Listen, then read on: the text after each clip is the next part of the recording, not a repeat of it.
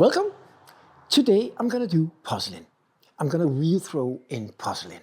And I know some of you may be afraid of porcelain because it is a little more difficult to throw in and it is a little more expensive. But there are also some great qualities in porcelain. You can make it super thin and still very strong. You can even make it translucent if you make it thin enough so you can see through it, which is great for lampshades and such. And then of course the whiteness of the porcelain. You just don't get that with any other type of clay.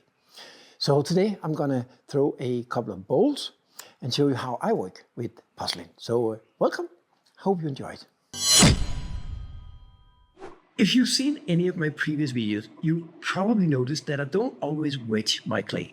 And I know most pottery teachers will tell you always to wedge your clay a lot, but that's not entirely true. A lot of the clay I get from Germany, Jorsen Schneider, and it's actually well wedged in the bags. I can take it right out and throw it. But that's not true for porcelain. I haven't found any porcelain that you don't need to wedge before you start using it.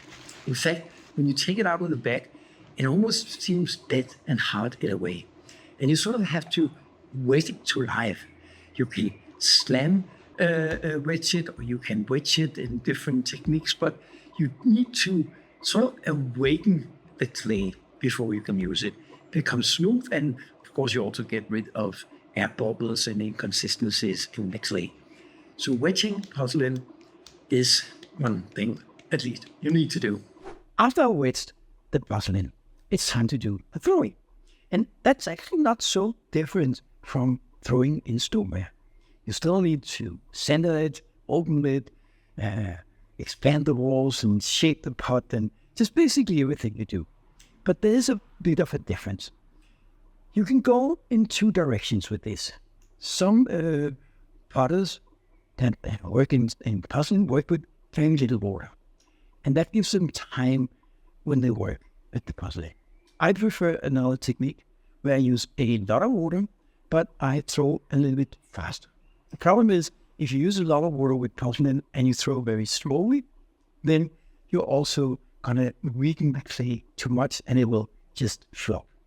When I started working with, or getting taught by Christian Brun, I was so surprised to see that he used so much water throwing in porcelain. So let's hear what he has to say and why he's doing that. I work in porcelain, and I found out that if I want to make work real thin in porcelain, I need as little friction as possible. So I use a lot of water on my porcelain, but I try to work real fast, so that I spend maybe 60 seconds on a teacup, which means that the clay itself doesn't soak from the water, but now I've made the same teacup for years and years and years, which means that I know, or I don't know, but my fingers know exactly what to do, and therefore I can work real fast, and the water doesn't soak the porcelain. And if I don't use a lot of water, the porcelain kind of get warped and torn, and it doesn't like to be mistreated and be stressed by working with too little water. That's my experience, but I've seen porcelain potters throw almost without water, and I don't know how they do it. So you've got to decide whether to use little water and have time to throw, use more water and throw a little bit faster. Both of it is possible. Don't listen to teachers and potters that tells you you have to use a lot of water or you cannot use a lot of water. It's not true. You can throw in many ways. I just prefer the more modern way of doing it. With porcelain, I throw on plaster pads, and I have added a layer of clay to my wheel head to make it stick. It usually works pretty well. So first, of course, I need to center it, and I make sure that it stick well to the wheel head. Then I soak it in water and I clean it up to make it ready for the clay.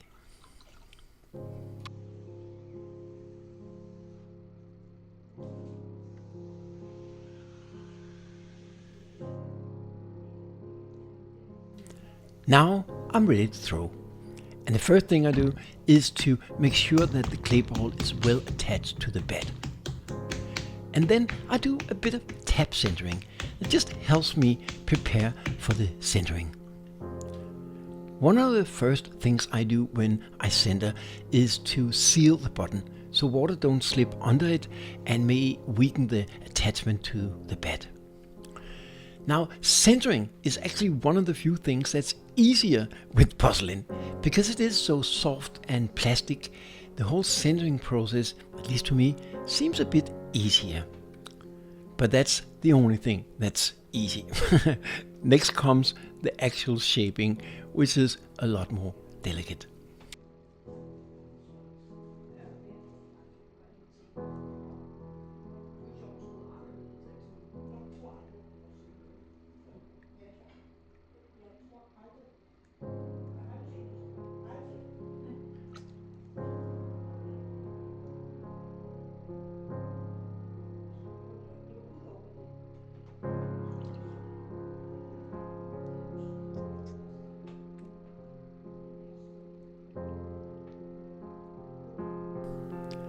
After I centered, I opened up the clay ball, and that's very much like with stoneware. Except you have to be a little more careful, a little more gentle. I always spend a little bit of time compressing the button to make sure that you don't get cracks, S-cracks in the button.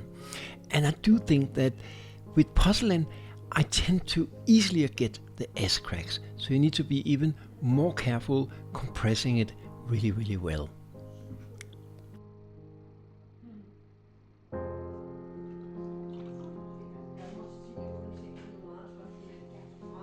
When that is done, I'm ready to pull the walls. And this is where I use a lot more water than most potters would do with porcelain. But this creates very little friction.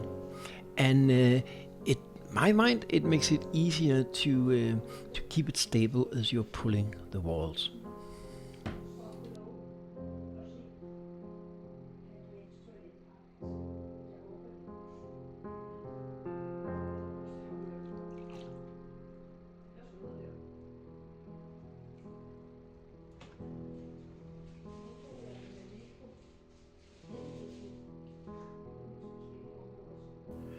My goal is to make a wide, shallow bowl, but always start out by doing sort of a V shape.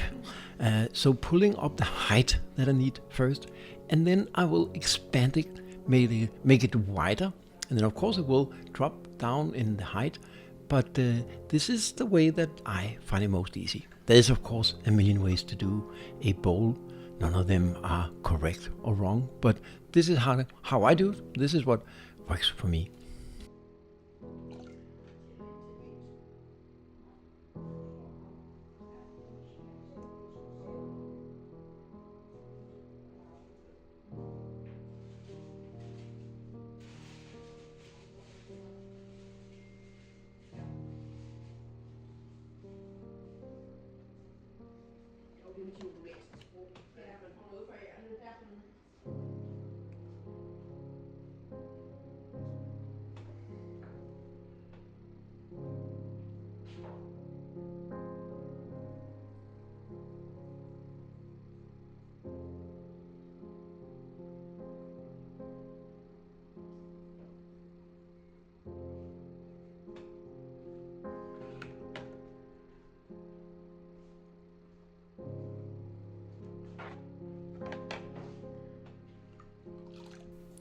When I got the right height and the V shape, I'll start expanding it. And I'm shifting a little bit of strategy here, because now I'm going to use a rib for most of the remaining part of shaping the pot. And by doing so, I can reduce the amount of water I need, because there's less friction using a rib than my fingers. I always start from the top, so expanding the top of the pot, and then I work my way down through it. And unlike when you're pulling, where you will need to start with a lot of force and then have less and less force as you go up, it's actually opposite here. You have to be very careful when you push out the sides at the top, apply very little pressure. You don't need that much. But then as you go down, there's more and more clay and more and more, it's more and more solid, so you can apply more and more pressure. So that takes a little bit of practice. And of course my goal is to have a continuous and straight flow with no bulbs, no shoulders, and that also is much easier, I find, with the rib. I go slowly with this, so unlike what I said in the beginning, where I said use a lot of water, throw really fast, at this stage I'm using less water and I give myself more time to throw. So I only expand it a little bit at a time, continue down the bowl and make the flow correct, and then I expand it a little bit more.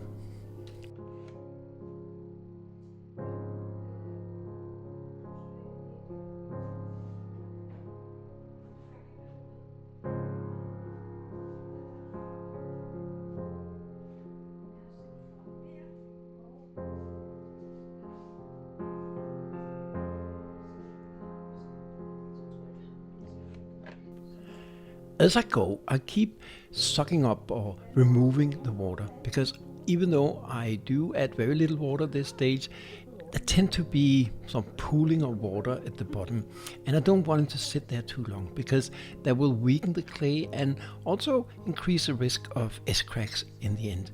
So I try to remove the water as I go.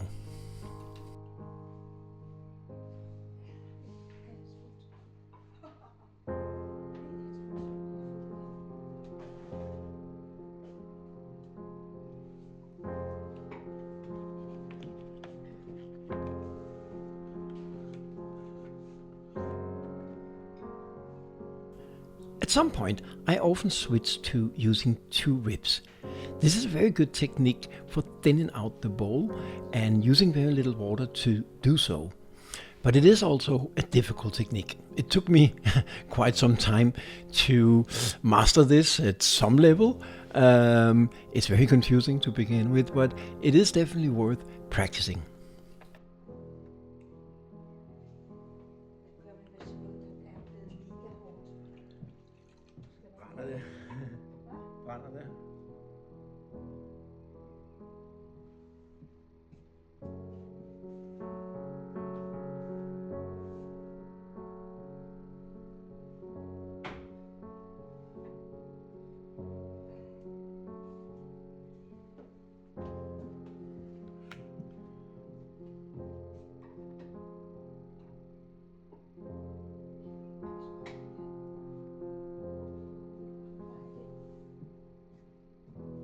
At some point, it becomes dangerous to expand it more because it's weak.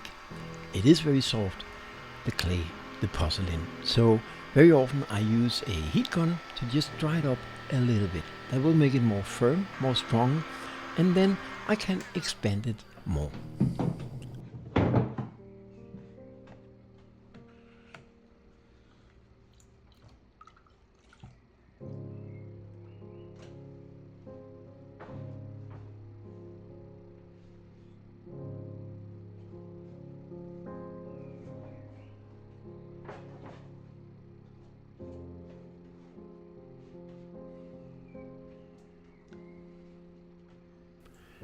But even though it is a little more firm now, it is a little more strong, I still need to go very, very slow and just expand it in small steps.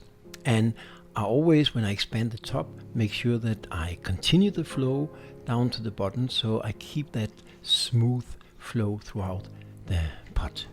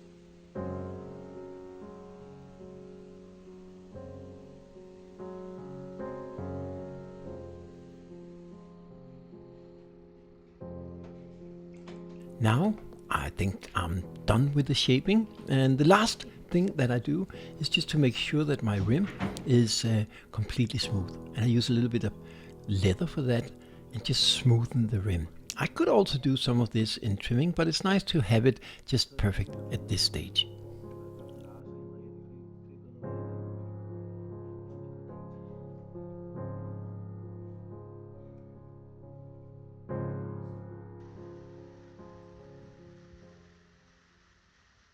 That's it.